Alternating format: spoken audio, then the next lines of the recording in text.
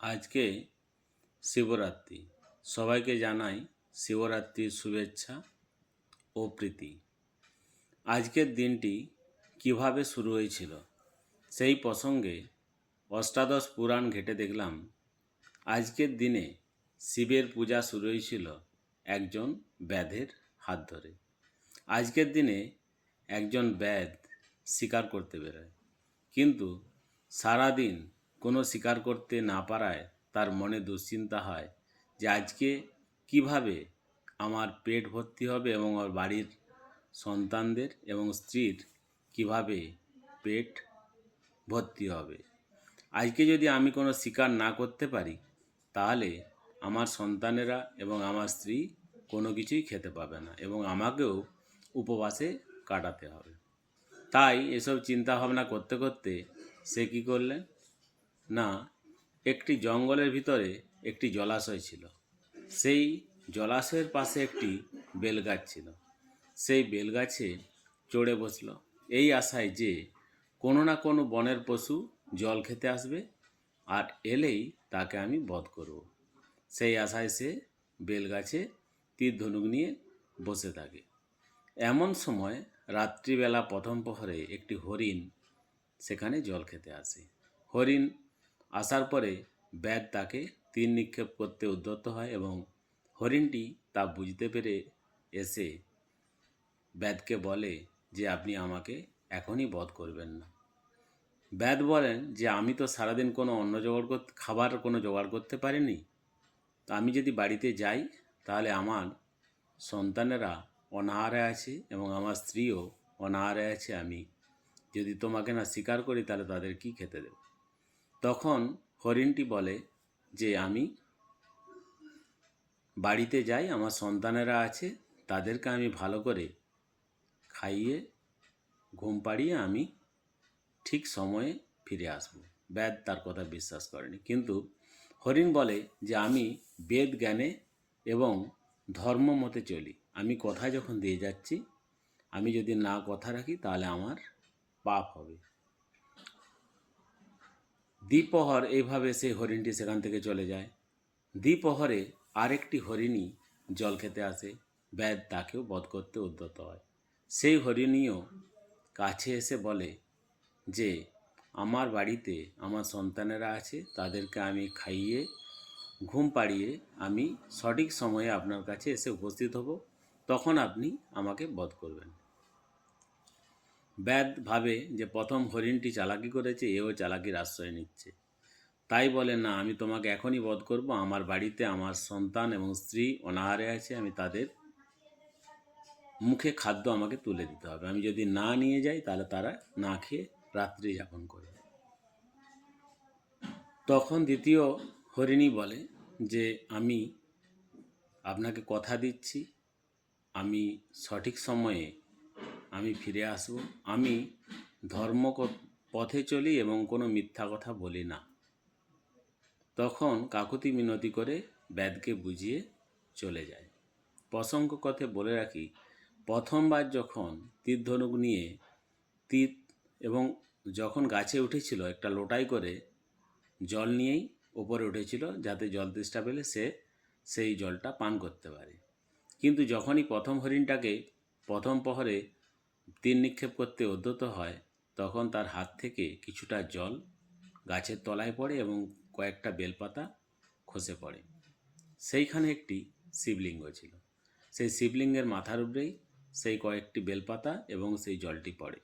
দ্বিপ্রহরেও একই ঘটনা ঘটে। সেই যখনই সে তীর ধনুক নিয়ে উদ্যত হয়, হাতে থাকা সেই লোটাতে জল, কিছুটা জল সেখানে পড়ে এবং কয়েকটি বেলপাতা পড়ে। দ্বিপ্রহরে আরও একটি হরিণী আসে এবং সেও একই কথা বলে ব্যাধকে রাজি করিয়ে চলে যায়। এবং বাড়িতে গিয়ে মানে হরিণরা তিনজন, একটি হরিণ দুটি হরিণী, তখন সেখানে গিয়ে সবারই একসাথে আলোচনা হয় এবং আলোচনা হওয়ার পর হরিণ বলে যে আমাকে জঙ্গলে যেতে হবে, আমি এক ব্যাধকে কথা দিয়ে এসেছি, আমি না গেলে তার স্ত্রী এবং সন্তানেরা খালি পেটে হয়তো না খেতে পেয়ে মারা যাবে। অতএব আমি কথা যখন দিয়ে এসেছি, আমি কথা রাখতে হবে। তখন হরিণী বলে না, আপনি চলে গেলে আমার সন্তানেরা পিতৃহারা হবে, না খেতে পেয়ে মারা যাবে।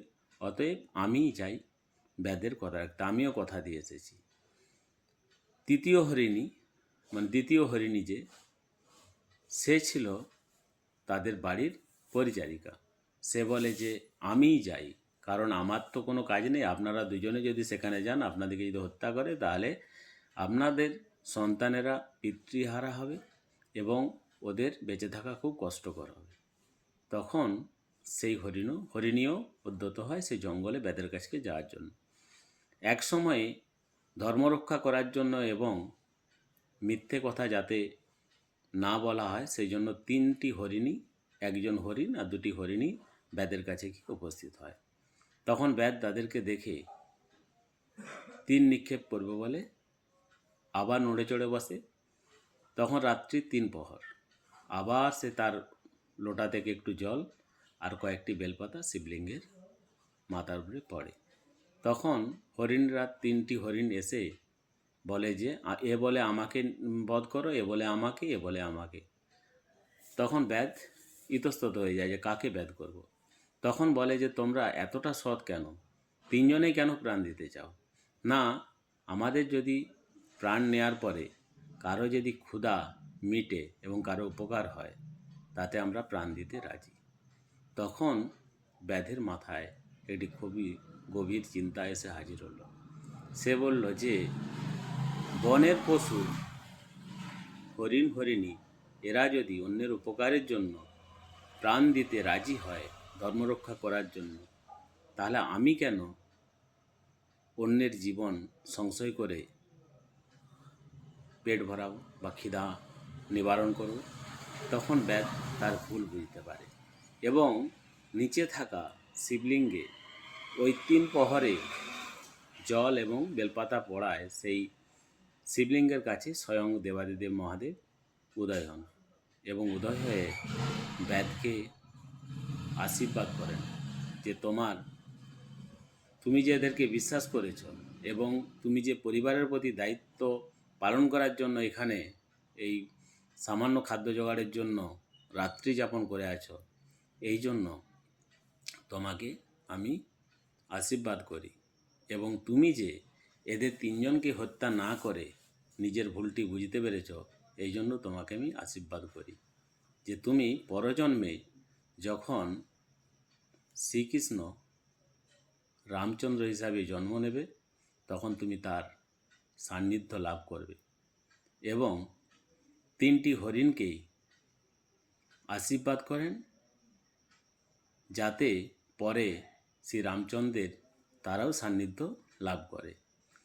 ব্যাদ নিজের ভুল বুঝতে পারে যখন বাড়িতে ফিরে আসে, তখন দেখে যে বাড়িতে কেউ না কেউ সুস্বাদু নানা রকমের খাবার বাড়িতে পৌঁছে দিয়ে গেছে।